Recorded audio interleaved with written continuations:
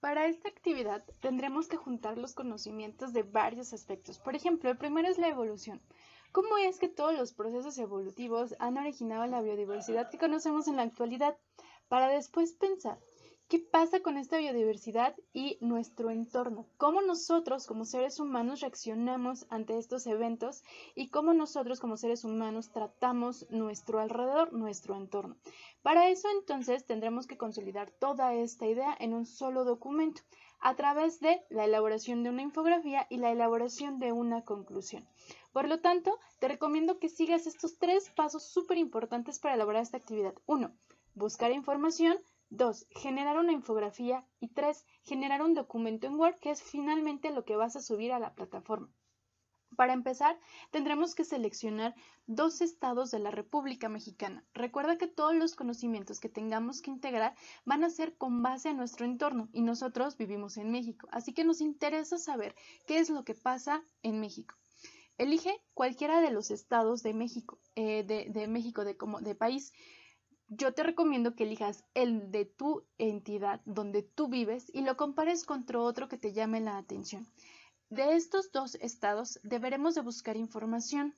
Yo te recomiendo que utilices los buscadores INEGI o las páginas oficiales de cada uno de los estados. Más adelante te voy a enseñar cómo hacerlo.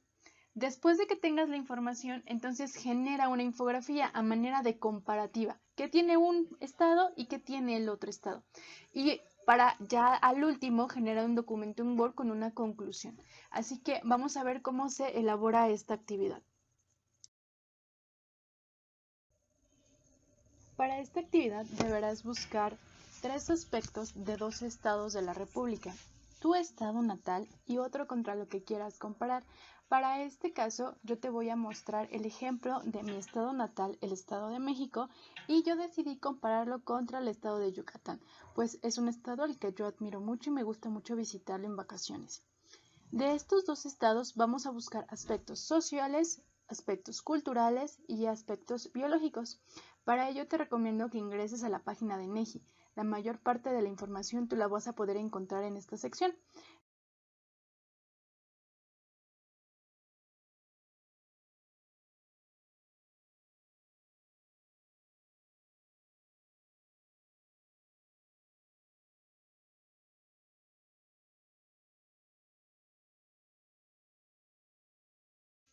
Para empezar, tendrás que comparar los aspectos sociales. Recuerda que los aspectos sociales son todos aquellos factores que afectan o inciden directamente en la comunidad, por eso se llaman sociales. Por ejemplo, la educación, la seguridad, la calidad de vida, el trabajo, la economía, la salud, entre otros. Por lo tanto, te recomiendo que entres a la página del INEGI y sigas la ruta que aparece en tu pantalla.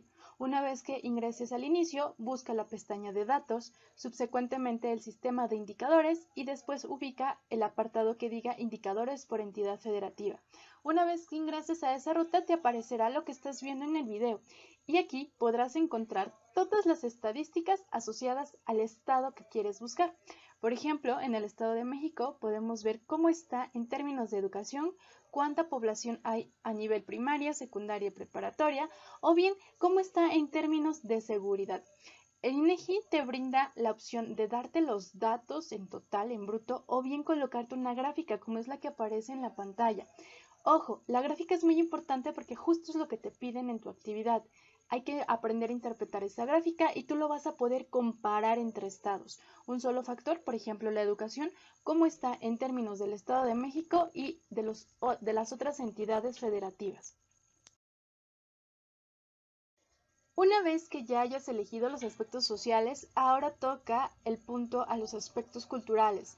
Recuerda que la cultura es todo lo que te representa, desde gastronomía, como eventos religiosos o ceremonias, celebraciones, el vestuario, la danza, etc. Para entonces, yo te recomiendo que este punto de la cultura tú lo ubiques en la página de cada estado. Cada estado de la República tiene una página oficial y tú puedes reconocer esa página oficial porque termina en .gov, es decir, esta será fuente confiable. Por ejemplo, yo te muestro la página confiable de Yucatán porque este es mi ejemplo, Yucatán es mi ejemplo. Si tú ingresas al portal de Yucatán, vas a encontrar todo lo que representan los aspectos culturales. Te dan una breve historia de lo que significa cada cosa y tú de ahí vas a poder retomar información para colocar en tu infografía. Recuerda que la cultura también son nuestros antepasados, también es nuestra historia que tenemos como linaje. En México hay muchísima. Por ejemplo, si yo comparo el Estado de México, tendría que compararlo contra Yucatán y tendría que comparar, por ejemplo, la cultura azteca contra la cultura maya.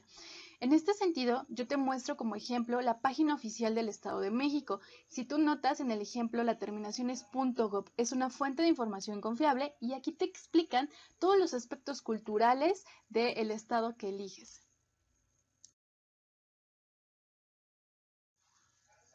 Ya nos faltan nada más los aspectos biológicos, la biodiversidad.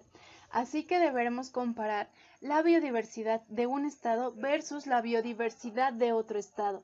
De nueva cuenta, te recomiendo que ingreses a las páginas oficiales de los estados, pues ahí podrás encontrar qué elementos de la flora y de la fauna, así como del ecosistema, integran a cada uno de los estados. Como puedes ver en mi ejemplo, yo te pongo la página oficial del estado de Yucatán porque es con el ejemplo que te estoy enseñando esta actividad y el tip es que termine en .gov.mx, es una página oficial. Como puedes ver, te habla de aspectos generales de la biodiversidad. Tú tendrás que ir seleccionando la información que más te agrade para tu infografía. Otro lugar donde puedes encontrar información son en estas páginas que se llama Cuéntame INEGI. Aquí vas a poder encontrar información de la flora, fauna, clima, relieve, etcétera, de un estado. Entonces, ubica el link, este es muy importante. Cuéntame INEGI tiene un apartado para cada uno de los estados de la República. De nueva cuenta, tú vas a poder extraer esta información sin problemas porque es una página oficial y es información confiable.